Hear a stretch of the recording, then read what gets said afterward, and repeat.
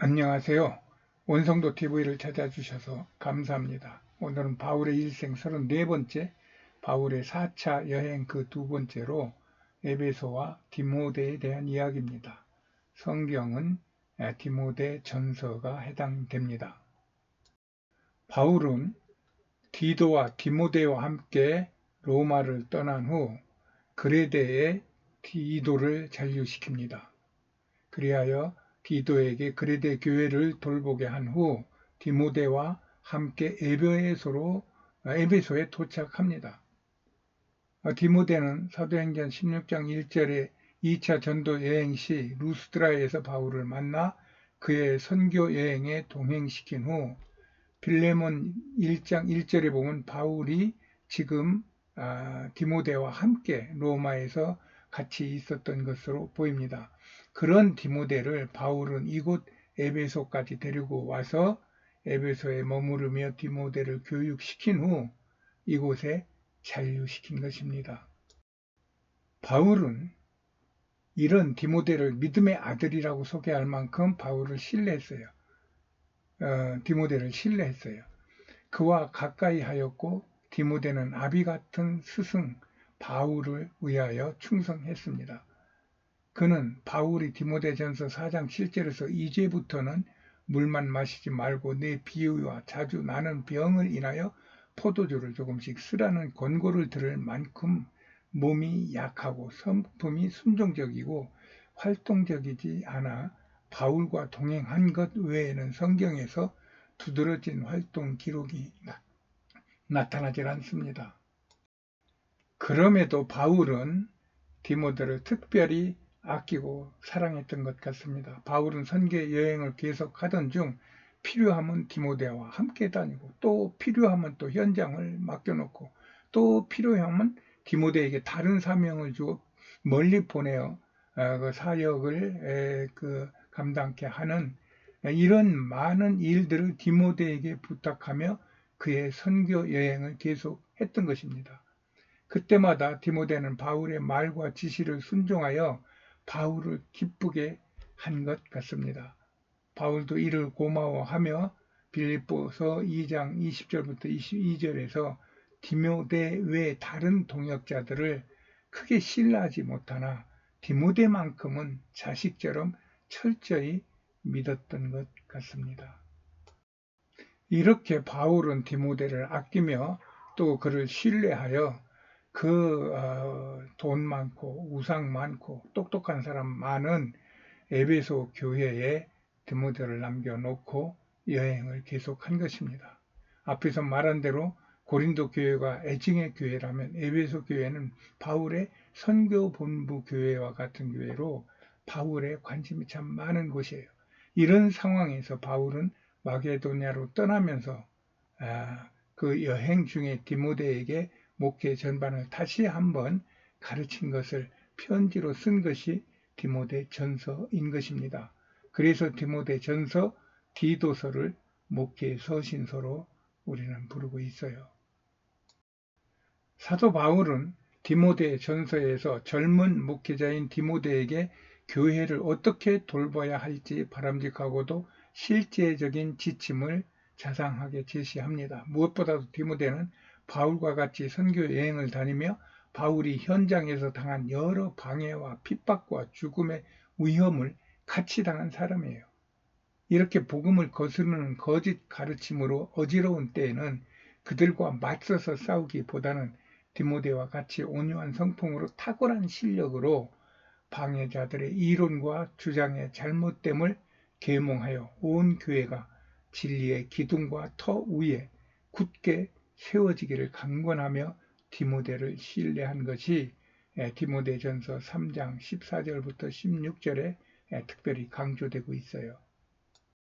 이후 바울이 에베소를 떠나 마게도냐로 가려면 반드시 드로아에 들려야 합니다. 그래서 바울은 드로아에 들렸을 것입니다.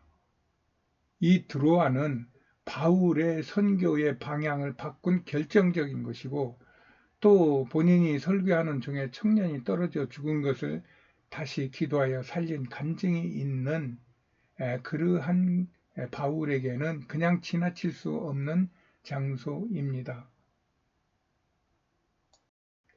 아마 이때는 날씨가 더운 절기라 디모데후서 4장 13절에 보면 바울이 로마의 감옥에서 디모데에게 내가 올 때는 내가 드로아 가보의 집에 맡겨둔 내 겉옷과 특별히 가죽 종이에 쓴 성경을 가져오라며 부탁을 하는 것에서도 바울이 드로아에 한동안 머물렀음을 볼 수 있게 되는 것입니다. 바울이 드로아를 떠나 에그나티오 도로를 따라 빌립보, 데살로니카를 경유하여 로마로 가던 중 지금은 페라자로 불리는 니고볼리에 도착하여 그곳에 머뭅니다. 이 니고볼리는 승리의 신 니케아와 도시라는 폴리스의 두 말이 합쳐진 말로 승리의 도성이라는 뜻을 가지고 있는 말입니다. 당시 고대 전쟁 시대에는 이 이름이 좋아서 세계 곳곳에 이 이름의 도시가 있었는데 성경에 나오는 이 니고볼리는 세상 사람들은 트라키아의 니고볼리라고 부르고 있어요. 이로 보아 트라키아의 영역은 그리스 전체를 아울렀다는 것을 알 수 있게 됩니다. 바울은 지금까지 와보지 못한 이곳 니고볼리에 도착하여 그런 도시 형편을 보고 씩씩한 성품의 디도를 니고볼리로 불러서 대형 전도대회를 계획했을 것이라고 말하는 분들이 있습니다.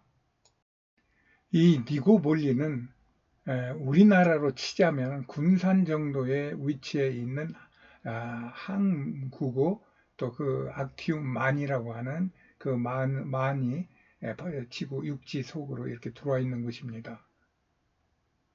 이 니고볼리에서 바울이 이곳에 도착하기 약 90년 전에 옥타비아누스가 BC 30년, 즉 이곳 악티움 해전에서 클레오파트라를 멸망시켜 헬라 제국을 멸망시키고 로마 제국으로 세계의 판도를 바꾼 역사적으로 아주 의미가 있는 장소인 것입니다. 옥타비아누스는 이것을 기념하여 니고볼리 성을 쌓고 트라키아 용병들을 많이 이주시켜서 당시 니고볼리는 그리스에서 아테네와 고린도와 함께 올림픽이 열렸던 3대 도시로 위세를 드러내고 있던 신흥 주력 도시였어요.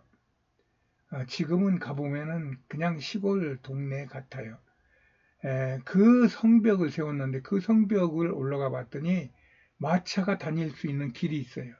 이런 거대한 성벽이 있어서 그것에 올라가서 세계 평화를 위해 기도했던 추억이 새롭습니다. 이렇게 바울이 니고볼리에 있던 이때가 서기 64년이었어요. 즉 바울의 나이가 64세였다는 것입니다. 그런데 이 서기 64년, 바울의 나이 64세에 이 로마에 우리가 잘 아는 로마 대화재 사건이 일어난 것입니다. 그때 네로는 이 국가적인 재난을 기독교인들의 방화로 몰아 기독교인들을 잡아 콜로세움에서 사자밥을 만들며 기독교인들에게 방화의 책임을 물으며 기독교인들을 본격적으로 잡아 가두고 핍박한 그 시기입니다. 이런 때 많은 사람들에게 영향력을 끼치는 바울이라는 그리스도인이 니고볼리에서 전도 집회를 하며 무슨 일을 벌일 것 같다는 소문이 돌게 된 것입니다. 그러자 네로는 로마 군인들을 파견하여 디도가 도착하기도 전에 바울을 체포하여 로마로 압송시켰을 것으로 보는 사람들이 많습니다. 이때 사람들은 뿔뿔이 흩어졌을 것이고 이리하여 디도는 디모데후서 4장 10절의 말씀대로 이곳 바울이 부른 니고볼리로 오지 못하고 이 니고볼리에서 조금 더 위쪽으로 올라가면은 로마로 가는 항구가 하나 또 있는데 그 항구가 있는 쪽이 지금의 알바니아 쪽에 있는데 그때 그곳을 달마디아로 불렀던 것이고 이 바울은 디도가 이 달마디아로 와서 자기를 찾을 것인가 하는 그러한 기대를 했던 것 같습니다. 이런 내용들을 정리하여 바울의 4차 전도 여행을 말해 본 것입니다.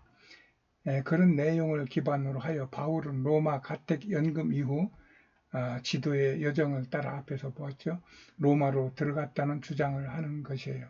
이때 바울은 가택 연금된 곳이 아닌 로마의 범죄자를 다루는 마메르튼이라는 정식 감옥에 수감되어 있었고 그곳에서 디모데 후서를 마지막으로 썼다는 것입니다. 또 감옥의 안내판도 바울과 베드로가 이곳에 있었다는 그런 안내판이 있는데 이것은 성경의 내용이라기보다는 그런 가능성들을 추정해서 특별히 로마라고 하는 관광 도시에 그것이 큰 효과를 낼 수 있는 그런 내용이기 때문에 그것을 추가시킨 것 같습니다. 어쨌든 이런 여러 가지를 생각하여 바울을 그리는 마음으로 바울의 서처 전도 여행을 이야기해 본 것입니다. 다음은 바울의 순교에 대한 얘기로 이 연재를 마무리할 것입니다. 안녕히 계세요.